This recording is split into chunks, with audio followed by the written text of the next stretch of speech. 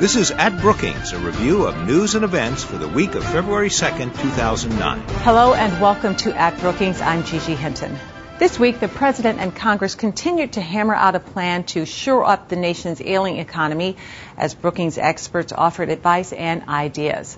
On Capitol Hill, Alice Rivlin urged Congress to enact a thoughtful spending bill to create jobs, but to also put measures in place to control the deficit in the longer term.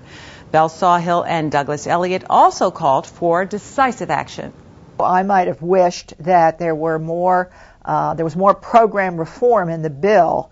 I'd have to say that that's not the major purpose of the bill. The major purpose of the bill is to stimulate the economy, and on those grounds, I'd have to give it overall good grades. Smart thing right now from a pure business point of view is just hunker down, don't lose a lot of money, and keep your job. Now, from a public policy point of view, it may be smart for consumers not to spend as much. It may be smart for manufacturers not to invest. It may be smart for the banks not to lend, but it's disastrous for the economy. If everybody just holds off on doing anything for a year, we crash. So, from a public policy point of view, we're looking for some way to move people to do things again.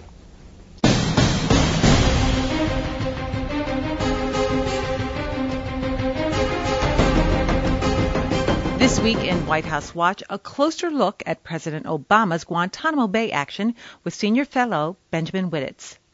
The Guantanamo order, which everybody was very eagerly anticipated, actually does a lot less than a lot of people think it does.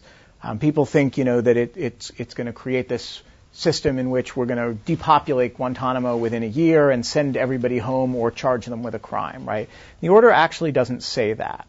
What the order actually says is we're going to close Guantanamo a year from now, and in the meantime, we're going to study each case of the just under 250 people who remain there. We're going to see who we can release. We're going to see who we can prosecute and in what forum we can prosecute them. And if anybody's left at the end, we're going to hold them somewhere other than Guantanamo. And so it doesn't give you any promises as to how many people you're going to release, how many people you're going to prosecute, how many people you're going to be able to resettle in third countries, how many people you're going to resettle in the United States. All it says is we're going to try all those things, all of which the Bush administration was already trying. And if we have anybody left over at the end of the day, we're going to hold them somewhere other than Guantanamo.